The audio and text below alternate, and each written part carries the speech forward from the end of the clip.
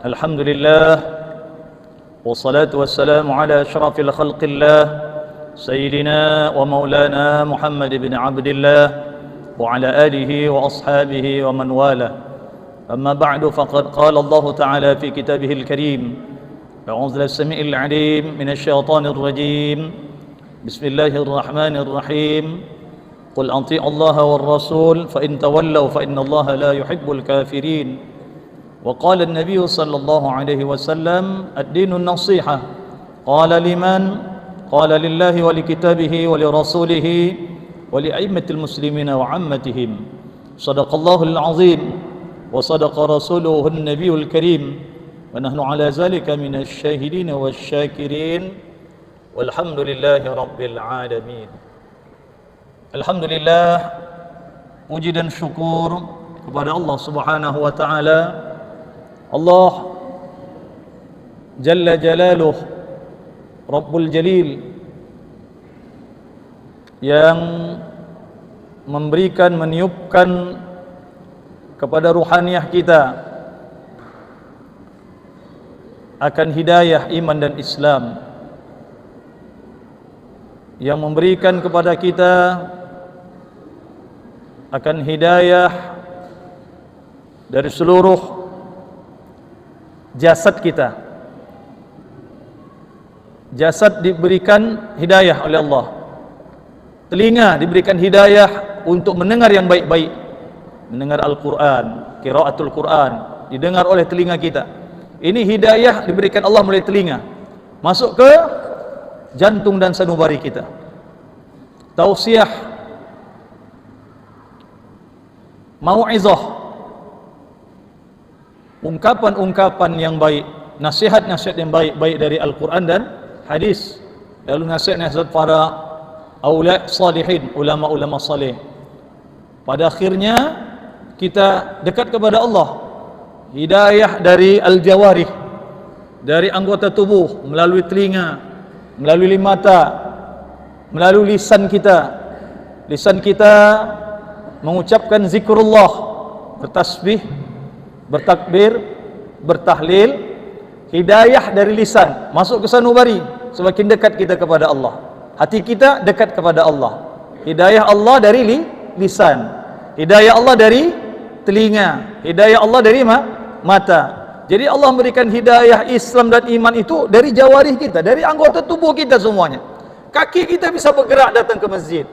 Hidayah dari jawarih anggota tubuh, kaki kita hadir ke masjid. Setelah kaki datang kemari, ya, lalu hati kita tenang dengan solat berjamaah. Habis solat berjamaah kita berzikir, bertasbih, bertahlil, mengumandangkan asma Allah. Lalu kita berdoa, mengharap-harap, rojak dengan harapan-harapan yang baik kepada Allah Subhanahu wa taala agar hidup kita bahagia fit dunia dan akhirah. Ya, hidayah melalui kaki kita diberikan Allah Subhanahu wa taala. Maka seluruh amanah al-jawarih, amanah yang diberikan Allah berupa seluruh tubuh al-jawarih ini, jangan sia-siakan selama hidup. Jangan sia-siakan. Kaki ini, ya, tidak ada yang lebih baik langkah kaki ini kecuali datang ke Baitullah, masjid-masjid Allah Subhanahu wa taala. Untuk apa? Untuk mensyiarkan masjid-masjid Allah Subhanahu wa taala dengan salat berjamaah. Setelah salat berjamaah berzikir, lalu setelah itu kita, ya, ta'lim, muta'allim, belajar dan mengajar di masjid-masjid Allah, ya, di Baitullah, tempat-tempat yang mulia. Ini adalah semuanya hidayah dari Allah Subhanahu wa taala kepada kita. Jadi pergunakan semua yang diberikan Allah kepada kita, bahkan sempurna diberikan Allah kepada kita. Mata sempurna, telinga sempurna, ya, rupa sempurna, surah rupa sempurna, wajah kita sempurna, tubuh kita sempurna, kaki kita sempurna, ya. Ini anugerah dari sisi Allah Subhanahu wa taala. Terutama akal dan hati Allah berikan. Ada akal, ada hati Allah berikan kepada kita. Akal yang sempurna berikan Allah taala, maka haram hukumnya merusak akal. Al-Quran, Allah mengatakan dalam Al-Quran, haram hukumnya merusak akal. Innamal khamru wal maisir wal ansab wal azlam rijis min amali syaitan fajtanibuhu la'allakum tuflihun. Sesungguhnya khamar, khamar, minuman keras, miras, ya, baik zat adiktif ya, ataupun yang cair, ataupun yang tak cair.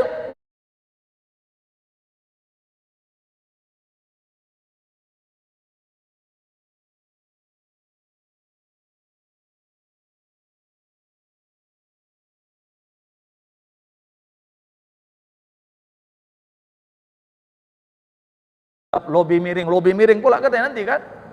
Banyak itu cap-capnya itu. Cap kambing, pikirnya halal juga, masuk juga.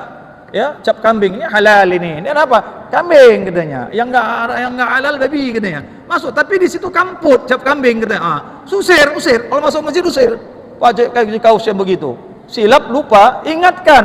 Enggak boleh.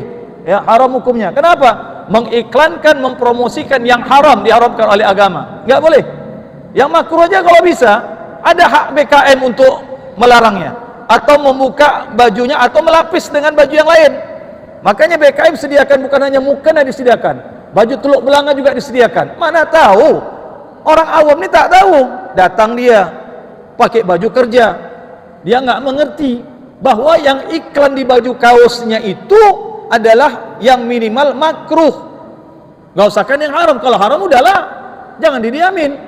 Dilapisin dengan gamis, dilapisin dengan pakaian yang lain. Ya, kalau dia nggak pakai baju yang lain, hanya itu, ya jangan, boleh.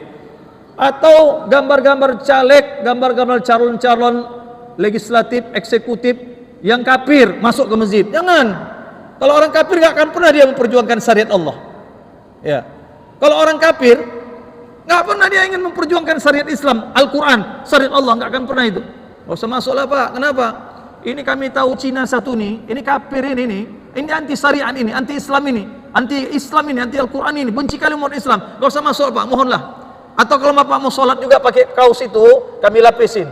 Ya, Bapak Ridho, kami lapisin dengan ya teluk belanga. Makanya yang di sini ini jangan hanya mukena, teluk belanga, baju-baju sholat sediakan juga untuk laki-laki. Mana tahu, ini sebentar lagi tahun ini tahun pemilu, pemilu. Suka orang kadang memakai kaos iklan segala macam. Ya, Cina kafir pun masuk. Kenapa? Caleg itu segala macam boleh. Pelacur pun masuk. Artis-artis yang tak genah itu juga masuk. Di mana tahu fotonya ada di belakang. Tak usah masuk ke masjid. Kalau mau masuk ke masjid, lapisin, doublekan dengan pakaian yang lain. Ya, ini hukum. Jangan yang anti syariat, anti Al-Quran, anti Islam, benci dengan Islam, masuk juga kaos-kaosnya, masuk juga iklan-iklannya ke Baitullah, rumah Allah. Ini tak cocok, ya, tidak cocok kali sama kita, ya, sama umat Islam, tak cocok. Ya. Jadi hak siapa? Hak nazir, hak BKM untuk mengingatkan. Jangan langsung musib, pergi, jangan. Ya, ud'u ila rabbika, ud'u ila sabil rabbika bil hikmah wal mau'izatil hasanah. Ajak, kata Allah, ajak. Dengan apa? Dengan cara yang baik, dengan omongan yang baik, dengan ucapan yang baik, dengan dialog. Ajak dengan baik, jangan langsung pergi usir. Enggak, jangan, nanti dia terakhir dia enggak sholat, apalagi baru mulai masuk masjid, baru mulai mau Islam, tiba-tiba yang seperti itu jangan. Ila sabili rabbik, ajak kepada jalan Tuhanmu bil hikmah wal mau'izah, dengan hikmah, dengan lemah lembut, wal mau'izatil hasanah, dan pengajaran yang baik, hikmah yang baik masukkan ke dalam jiwanya, sanubarinya, nasihat yang baik. Ya. Tapi kalau udah apa kali, udah darurat kali, udah kejam kali, udah kasar kali, itu jangan diam, jangan lembut lagi. Kata Nabi pun ikut perang, Nabi pun komandan perang, komando perang, mengkomando perang, panglima perang Nabi, ya kan? Tapi kalau masih bisa dilembutkan, kita lembutkan. Tapi kalau nggak bisa dilembutkan, apa boleh buat, ya kan? Umat Islam jangan takut, ya, karena sekali hidup sekali mati, ya kan? Sekali hidup sekali mati, jangan takut. Kalau untuk Allah, untuk agama, untuk Islam, untuk syariat, kita tidak boleh takut, ya. Ini tujuan syariat turunkan Allah, maqasidus syariah. Tujuan syariat turunkan Allah Ta'ala yang pertama, hifzuddin, jaga diri, jaga agama. Hifzuddin itu yang pertama, jaga agama. Jangan mau agama itu dikotak-katik, dengan hal-hal yang lain. Nanti sikit COVID, sikit ada penyakit, sikit ada wabah, sikit ada musibah. 1 meter Pak, jarak 1 meter. Batuk pergi keluar. Yang demam jangan masuk masjid. Dari mana pula hukumnya? Ada dalam kitab begitu. Suka-suka hati buatnya. Ya.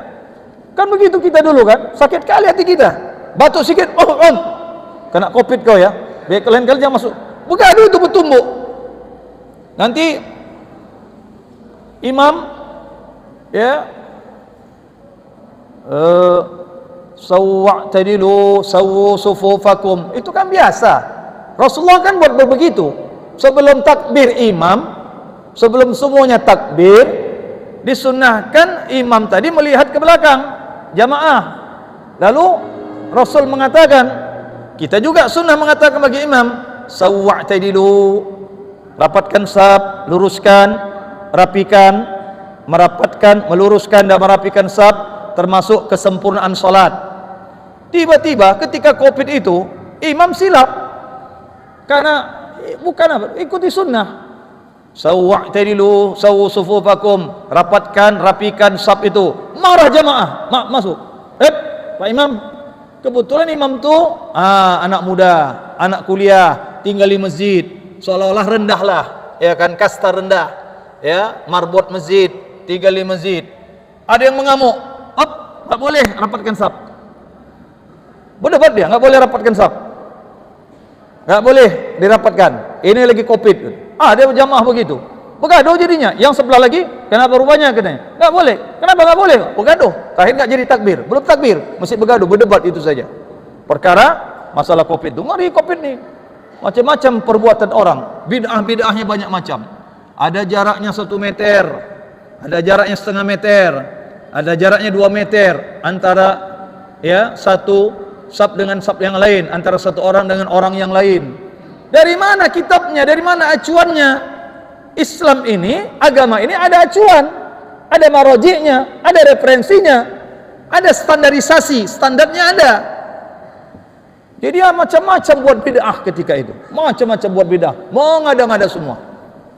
Ada kita lihat salat Idul Fitri di pesantren Az-Zaitunah, Zaitun, ya, lurus, ini macam di gereja nampaknya kan, lurus, pisah, jarak 2 meter lurus. Ada laki-laki, tetap nongol perempuan nongol di depan. Imamnya penyakitan, pilih imam yang sempurna. Jadi mohon maaf, sekarang ini yang penting imam tadi hafiz Quran. Bukan begitu dalam syariat, dalam hukum Islam, dalam kitab-kitab fikih. Bukan yang pertama itu hafiz Quran, bukan. Yang pertama syarat yang menjadi imam, syarat utama itu faqih. Arti faqih itu mengerti hukum syariat, dalam hukum syariatnya. Alim, itu orang alim. Bukan yang pertama hafiz Quran. Nanti salat khatib Masjid Ma'ul Hayah contoh, Ma'ul Hayah Tirtanadi contoh. Khatib profesor doktor haji, profesor doktor. Khatibnya Imam si fulan ujungnya Al-Hafiz. Si fulan contoh Abdurrahman Al-Hafiz. Haji Abdul Razak Al-Hafiz. Di belakang Al-Hafiz, semua Al-Hafiz. Jadi imam itu syaratnya bukan hafiz. Syarat imam faqih dalam kitab. Faqih itu apa? Dalam ilmu tentang syariat, terutama ilmu tentang sholat, paham betul ya, bukan hafiznya. Kalau ada di kampung itu syaratnya sudah terpenuhi, 2 orang contoh, 2 orang sama-sama faqih, mana yang duluan? Sama-sama faqih, sama-sama mengerti syariat, dalam ilmu syariatnya, orang alim dua-dua nih, mana kira-kira ya kita majukan menjadi imam? Udah, lihat siapa yang duluan datang di kampung itu. Siapa yang duluan datang di kampung itu? Kalau sama-sama datang, sama-sama tahun 50 sudah datang kemari ke kampung ini, sama-sama tahun 50. Dilihat lagi, yang ketiga, siapa yang paling tua di antara keduanya? Sama-sama tua, sama-sama umur, contoh sama-sama umur 60. Dilihat lagi yang keempat, mana yang paling tampan di antara dua tadi? Mana yang paling tampan di antara dua tadi? Dilihat sama-sama tampan, putih, bersih. Jadi kalau tengok punya karisma, orang soleh pula, ya, wajahnya bercahaya. tahajudnya malam luar biasa, Qurannya luar biasa, amalan luar biasa, sama-sama tampan. Lihat lagi, apa dia? Mana yang paling tinggi? Wah, sampai begitu. Mana yang paling tinggi? Nah, kalau ada yang di antara yang tinggi itu, dia lihat dulu. Ya. Yang mana yang paling tampan dialah. Ya. Sama-sama tinggi pula, diukur pula sampai diukur sama-sama tinggi. Wah, ini payah juga lagi nih. Ya. Cuma lagi mau dibuat. Sampai seperti itulah ulama membuat kriteria untuk menjadi imam. Begitu kriterianya. Ini kadang pakai kaos singlet dia di depan langsung, dibuat di belakang baju kaosnya, ya, kamput cap kambing pula di belakang, pas di belakang imam. Wah, tak betul. Makanya yang di belakang imam itulah orang yang bertanggung jawab yang kedua setelah imam, karena mereka itu duta. Imam itu duta besar menuju Allah, duta besar menuju Allah. Besar tanggung jawabnya jadi imam. Jadi tidak sembarang wara orangnya. Kalau dulu, kalau nampak imam tadi duduk-duduk di kedai kopi, ya, itu nggak bisa jadi imam lagi tuh. Atau, mohon maaf ini. Atau sambil nampak berjalan, apa dia? Sambil berjalan merokok dia. Ini nggak bisa jadi imam lagi. Itu ngeri dulu. Syarat jadi imam dulu. Atau tiba-tiba nampak dia minum berdiri atau makan berdiri. Itu dulu, nggak bisa lagi jadi imam. Begitulah syarat yang luar biasa untuk jadi imam tadi. Kenapa? Imam itu duta menuju Allah. Mesti betul-betul itu imam. Selektif namanya. Betul-betul mengangkat imam. Bukan asal-asal. Makanya kalau bisa setiap masjid dianjurkan sudah ada imam yang diangkat. Jangan nanti nggak ada imam yang diangkat, zuhur tengok-tengokan. Maju. Datang dari luar dia maju. Kita ahlul qaryah, ke dalam kitab ahlul qaryah ahlul qaryah. Penduduk setempat itu lebih baik jadi imam daripada orang luar. Kecuali memang tak ada lain. Atau diperintah, walaupun orang luar diperintah. Udah ada memang jadwal dia. Macam kami lah, ustaz-ustaz dari luar, bukan dari kampung ini kami, dari luar. Tapi sudah ada jadwal kami. Lalu diperintah untuk itu, kami nggak apa-apa maju. Sudah ada memang jadwalnya. Tapi kalau tiba-tiba orang nyinggah dia, jadi bagaimana orang di dalam nih, di kampung ini? Memang sudah ada ya yang baik, yang wara, ya, jangan suka di kedai kopi lama, di kedai kopi main catur, yang orang main catur, masuk sholat asar dia jadi imam. Kalau dulu tak pakai itu tak bisa. Ya, kalau sekarang biarlah Ustaz, imam tak ada lagi, itu jadilah katanya. Yang gitu-gitu tuh katanya, iya kan? Nah, tak bisa. Yang selektif betul. Di dalam kitab seperti itu, faqih yang pertama, faqih, mengerti ilmu syariat. Faqih, ya, mengerti ilmu syariat. Lihat, mohon maaf kita lihat, kalau siapa ibu-ibu kalau ziarah ke Besilam, Tanjung Pura, Besilam, ya, itu zuriat Tuan Syekh Besilam, Syekh Abdul Rahman An-Naqsabandi Al-Khalidi. Zuriatnya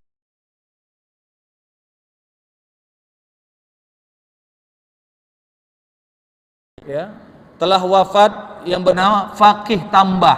Faqih digelar faqih, berarti apa? Orang yang mengerti ilmu syariat.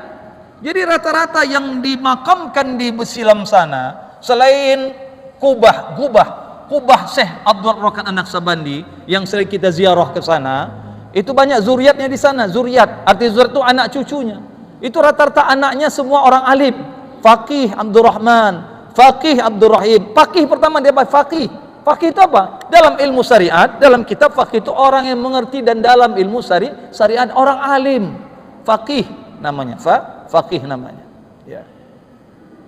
Jadi seperti itulah agama. Jadi tidak bisa asal-asal dalam ibadah. Ya, dalam ibadah tidak bisa asal-asal. Ya, pakaiannya betul-betul pakaian untuk sholat kita yang mana bersih betul. Kita pilih yang cantik, yang bersih, ya, karena kita menuju Allah, kita mau ibadah, kita mau taqarrub, kita mau sholat, ya Bu, mesti seperti itu. Kita aja selama bulan Syawal ini banyak tamu-tamu kita, ya, bulan Syawal, Idul Fitri kita menyambut tamu atau kita bertamu, pasti tentu kita pilih pakaian yang baik, ya kan Bu? Kita pilih pakaian yang baik. Menyambut tamu begitu juga, pilih pakaian yang baik. Pergi juga kita bertamu, berhalal bihalal, bersilaturahim, kita juga pilih pakaian yang baik. Apalagi menuju Allah Subhanahu wa taala.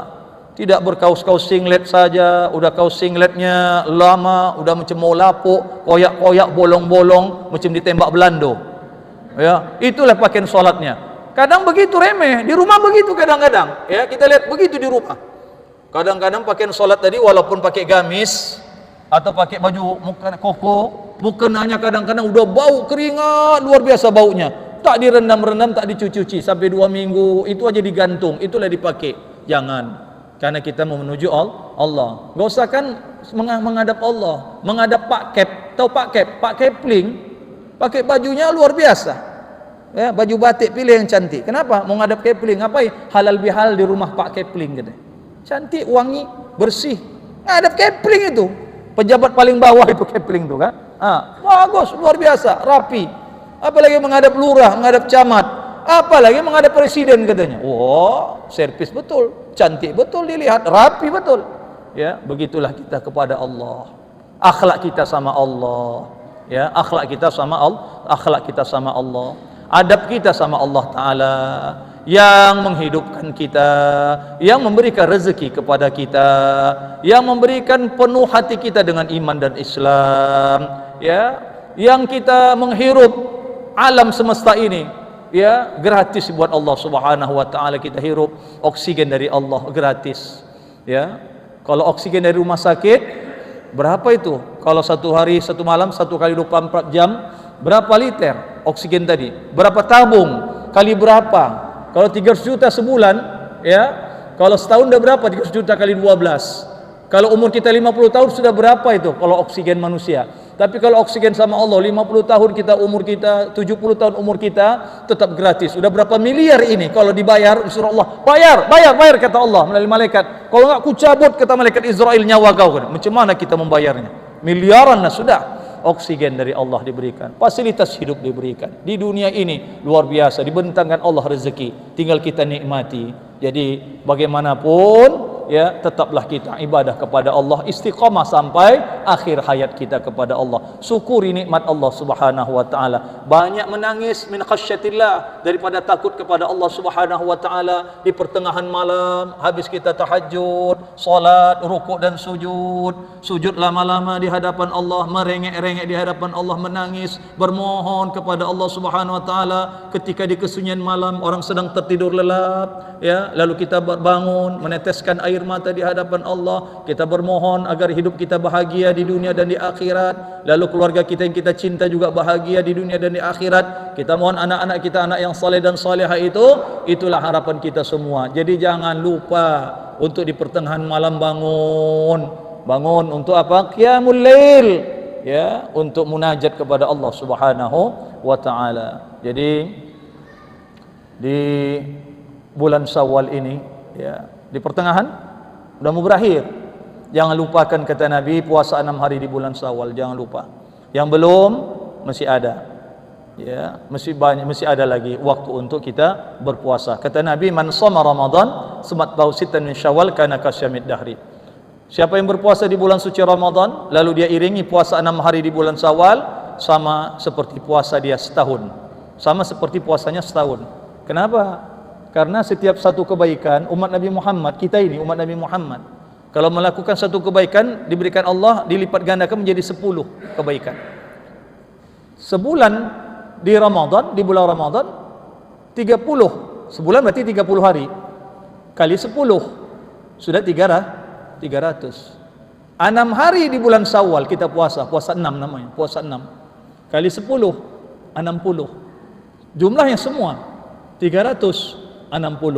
Kata Nabi, kana kasyamid dahri, sama seperti puasa setahun.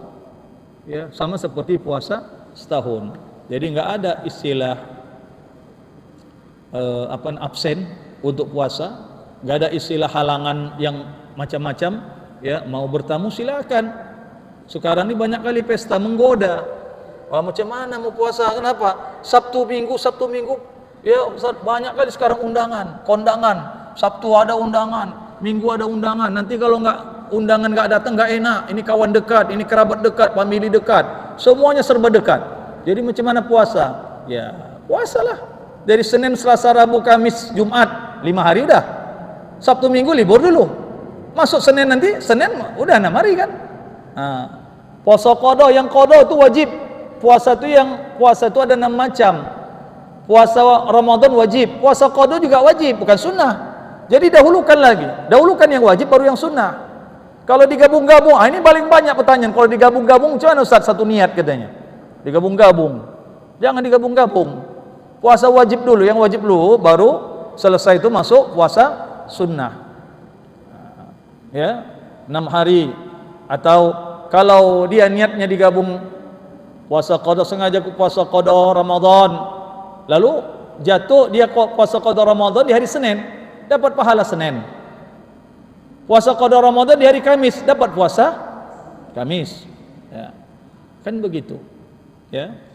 Jadi yang penting yang qada wajib dia bayar qadanya. Yang qada wajib dibayar. Jangan lupa qada tadi. Jangan nanti udah mau Ramadan baru ingat qada. Pada akhirnya enggak tersampaikan. Contoh 7 hari 7 kali qada. Ingatkan sama muslimah anak-anak ibu yang perempuan. Jangan nanti di Syawal ini pun bagus, karena masih banyak orang berpuasa.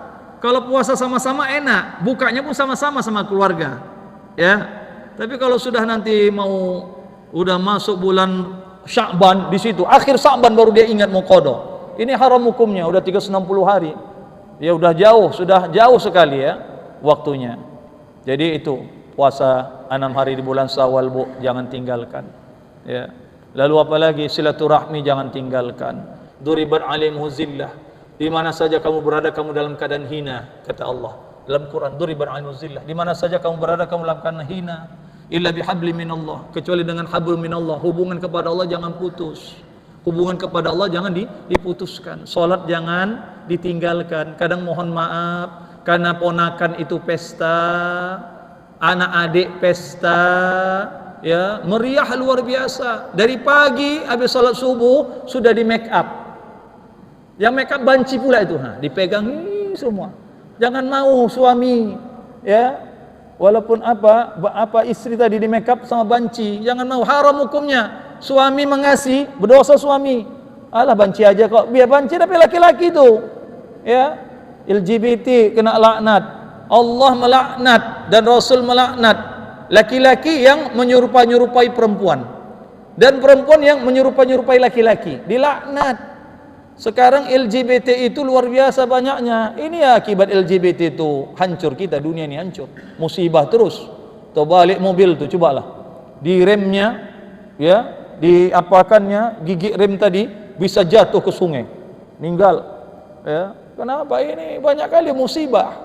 Kenapa? Dosa orang banyak kali di negeri ini, dosa LGBT dibiarkan oleh penguasa. Penguasa itu enggak anti LGBT, dibiarkan begitu. Banci-banci itu laku, jadi artis, digaji besar. Cobalah banci digaji besar. Senang orang lihat banci, makin banyaknya dibanci.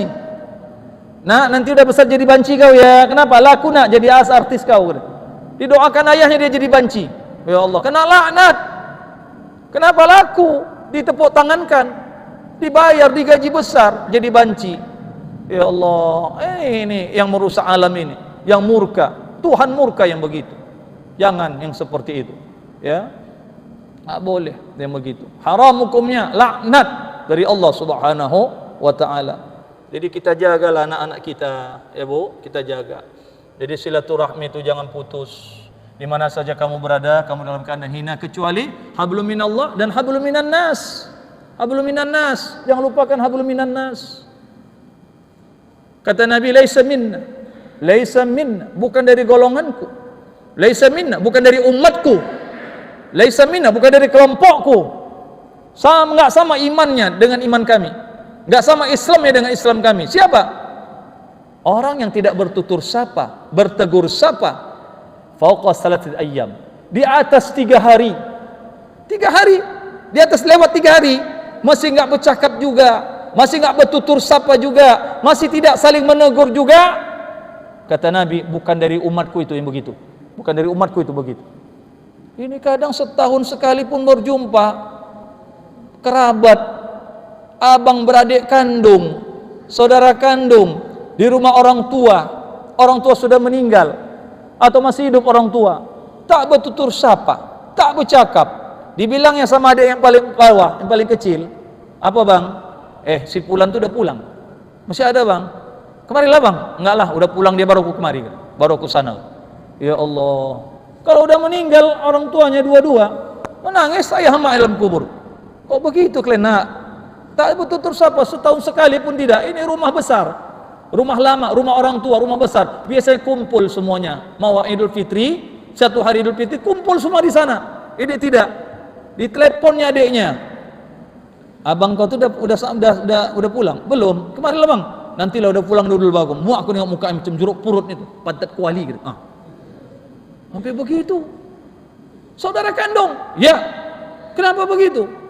3 hari kata Nabi, tidak dari umatku, bukan golonganku, bukan kelompokku kata Nabi, yang tidak bertutur sapa, tak bercakap-cakap sama. Bertetangga baiklah. Ini kadang bertetangga gitu juga. Makanya Al-Quran mengatakan hormati tetangga, jiran.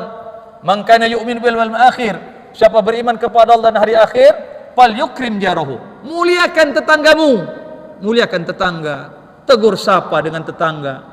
Lalu dengan apa? Dengan keluarga, kerabat, seayah, seibu, sama dulu, disuapin, sama-sama disuapin masih kocil-kocil, disuapin si ayah, suapin ibu, dimasakkan sama-sama. Udah besar, berparang-parangan gara-gara warisan ayah. Berparang-parangan sama kalian nak, kecil-kecil yang kalian sama. Yang 1 3 tahun adian, yang 1 4 tahun abangan, masih sama-sama disuapnya pula. Walaupun pakai nasi, pakai garam, ya. Kata Tuan Halim, termasuk ulama besar, waliullah katanya, yang baru meninggal. Ini ulama kita salah satu-satu di Medan nih, tiang pancang kekuatan bumi di Medan ini sudah mulai dicabut oleh Allah, dipanggil oleh Allah. Jadi mulai rapuh bumi kita nih, hati-hati. Ya, orang-orang alim, orang soleh tadi doanya dikabul oleh Allah. Ya Allah, tolak bala ya Allah, cabut bala ya Allah, dicabut Allah bala, ditolak bala. Sekarang sudah wafat orang alim, makin rapuh ini bumi Medan nih. Hati-hati kita. Orang-orang saleh yang doanya makbul sudah mulai tidak ada. Jadi tanda hari kiamat itu qabdul ilmi biqabdil ulama. Kata Nabi, tanda hari kiamat qabdul ilmi, dicabut ilmu-ilmu agama tadi. Sudah enggak ada. Ahli pidato banyak, tapi orang alim, orang saleh, orang yang bersyariat itu sudah mulai tidak ada. Dicabut ilmu dengan Allah panggil para ulama. Allah wafatkan para ulama satu-satu. Guru-guru tua kita di Medan sudah enggak ada, guru-guru tua. Terakhir Ustaz Tuan Halim di Tembung, umur 80 tahun baru wafat. Ya, luar biasa, 2 kali sholat. Suatu masjid itu luar biasa, semua datang. Ya. Orang-orang saleh, tanda walinya istiqomah. Jadi jangan engkau lihat bahwa ada seorang yang bisa terbang di atas udara, engkau salut, lalu engkau katakan dia orang dekat kepada Tuhan. Tidak, bukan itu tanda seorang wali. Kenapa? Kau lihat burung pun bisa terbang. Ya, jangan salut dengan itu. Orang burung pun bisa terbang. Jangan kau lihat dan kau salut bahwa ada seorang yang bisa berjalan di atas air atau berjalan di laut. Tidak, ikan pun bisa lebih daripada itu. Tapi tanda kewaliannya istiqomah dalam ibadah dan dalam syariat. Tuan Halim itu di masjid beberapa masjid, sampai dia mengajar itu 40 tahun, nggak lepas, nggak putus, sabar betul. 5 orang diajarnya, 10 orang alhamdulillah diajar, 3 orang pun diajarnya. Malam Ahad ba'da maghrib ke Isya dia mengajar di situ. Subuh jadwal dia di situ juga, tidur dia di masjid itu, disediakan orang tempat tidurnya di masjid itu. Begitulah Tuan Halim itu, sampai 40 tahun, 45 tahun begitu, istiqomah begitu menyampaikan dakwah tadi. Ini yang wali, yang seperti ini waliullah, kesayangan Allah, istiqomah. Kalau ustaz muda, ya kan, belum tentu juga. Kenapa? Yang ini juga yang saya lihat 5 orang kita. Jadi bagaimana? Udahlah kita tutuplah pengajian ya. Kenapa? 5 orang aja, ini aja yang datang katanya. Nggak sabar, ya kan? Nggak sabar lagi mengajarin begitu. Tapi macam tuan-tuan guru yang ikhlas luar biasa. Jadi Tuan Halim mengatakan, ya, jangan kau katakan bahwa kalau ada di rumahmu hanya nasi dan garam, jangan kau katakan bahwa tidak ada apa-apa di rumah. ya, itu namanya tandanya tidak syukur nikmat. Itu kata Tuan Halim. Itu nasihatnya. Kalau hanya ada nasi dan garam di rumahmu, jangan kau katakan tidak ada apa-apa di rumah. Karena garam itu adalah sumber, ya, sumbernya daripada makanan. Sumber makan itu garam. Sumber makan itu apa? Garam. Kalau sudah ada garam, jangan kau katakan dengan nggak ada. Syukuri nikmat walaupun garam dengan nasi. Wah, ini kita mana bisa begitu? Makom kita. Tengok gitu. Nggak usah kan garam sama apa? Tempe aja dimasakan istri, ya, naik darah tinggi kita. Jadi sekarang survei, Bu, membuktikan bukan kambing dimakan suami naik darah tingginya. Tempe ibu masakkan, tapi berturut-turut 5 hari berturut asyik tempe aja naik darah tingginya. Apa kata? Asyik tempe saja engkau masak, kata, naik darah tingginya. Makan tempe dia. Ya, tempe, tahu, enak itu. Apalagi tempe tahu pakai apa namanya? Ya, pakai santan, pakai sayur apa, kol atau apa? Ya, disantan. Oh, enak kali itu. Ini marah dia, naik darah tingginya. Ya, jadi abang kok naik darah tinggi? Ya, untunglah enggak masakkan kari kambing. Jadi tempe sama tahu aja ibu masakkan bisa naik darah tinggi suami. Kenapa? Karena 5 hari berturut-turut naik darah tingginya. Nah, jadi itu kata Tuan Halim pesannya. Masya Allah, luar biasa pesan para ulama soleh tadi. Jadi jangan kau katakan kalau ada di rumahmu garam dengan nasi, jangan kau katakan nggak ada apa-apa. Syukurlah nikmat, syukuri nikmat dari Allah. Itu garam itu sumber daripada seluruh makanan, itu garam. Makanya kalau garam itu fadilahnya dalam kitab Sirrus Salikin, garam, ya, itu mengapakan 70 penyakit perut, garam. Jadi kalau Nabi mau makan, di pinggir piring Nabi itu ada garam. Jadi kata Nabi, makanlah makanan sebelum makan dahului dengan garam, ya, lalu akhiri makan itu dengan garam. Karena garam itu, ya, menutupi daripada 70 penyakit perut. 10 penyakit perut dengan garam. Jadi colek dulu garam. Mau makan colek garam, baru makan. Mau berakhir makan colek garam. Oh, kalau ibu bilang, iya macam mana pula asin-asin lezat katanya. Ini kata Nabi, bukan kata saya. Supaya perut bagus, gak keroncongan, gak masuk angin, gak mas segala macam, seperti itulah. Ini makan jamaah tabligh, bukan makan jamaah tabligh. Ya memang begitu, jamaah ikuti sunnah. Ya, bukan mesti ini makan jamaah tabligh, bukan begitu. Kata Nabi, awali dengan garam. Makan, nasi makan. Akhiri dengan garam juga. Menutupi penyakit 70 pintu penyakit dari perut. Alhamdulillah. Ya.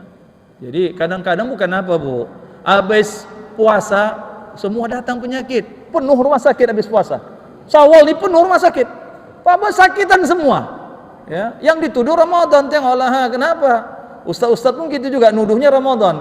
Saya selama Ramadan penuh tuh jam-jam 12 malam pulang kena angin, jadi masuk angin kan. Ya Ramadan dituduh. Padahal banyak cair ustaz tuh ya kan Ramadan. Dituduhnya juga Ramadan, ya kan? Jadi terasa sekarang di bulan Syawal ini terasa katanya. Jangan, ya. Jadi kalau kita ikuti bagaimana sehari-harinya Nabi, insyaallah sehat. Nabi sakit karena sudah asbabnya mau wafat. Kalau enggak Nabi sehat, enggak kena penyakit gula, enggak penyakit jantung, enggak kena penyakit liver, enggak kena penyakit apa namanya? Ya, kolesterol, enggak kena penyakit darah tinggi. Enggak ada Nabi. Kenapa? Ikuti bagaimana tata cara Nabi setiap harinya. Keseharian Nabi. Itu banyak buku-buku bagaimana keseharian Nabi. Ya, dari mulai macam mana tidurnya, ya, ngadap kemana, wuduknya, bangun tidurnya, makannya, tata cara makannya, semua ikuti sunnah-sunnah Nabi. Jangan mau didengar ustaz, itu kan adat Arab. Enggak ada itu, berdosa ustaz dia bilang adat Arab. Itu kan Arab. Enggak, berdosa kau bilang kau ustaz. Pakai gamis dihinanya. Kita pakaian kita yang kayak gini, yang penting nutup aurat, enggak perlu pakai gini. Enggak, ini sunnah Nabi. Ya, ada yang membantah yang seperti ustaz pula lagi dibilang. Enggak usah masuk gitu. Kalau begitu ustaz enggak usah masuk masjid nih. Ya kan? Larang aja. Dibilangnya pula itu adat Arab katanya. Tidak, ikuti sunnah Nabi. Wallahu a'lam. Alhamdulillah rabbil alamin wassalatu wassalamu ala asyrafil anbiya'i wal mursalin sayyidina Muhammad wa ala alihi wa ashabihi ajma'in. Allahumma 'allimna ma jahilna wanfa'na bima 'allamtana warzuqna ilman yaqinan sadiqan. Allahumma nawwir qulubana bil hikmah kama nawwarta al-ardha min syai' wa qamarika abadan abada ya rabbal alamin. Ya 'alima ma fi as-sudur akhrijan min adh-dhulumati ila an-nur. Allahumma rabbana atina fid dunya hasanah wa fil akhirati hasanah wa qina 'adzaban nar. Sallallahu alaihi wasallam Muhammad hamda rabbil alamin. Taqabbalallahu minkum.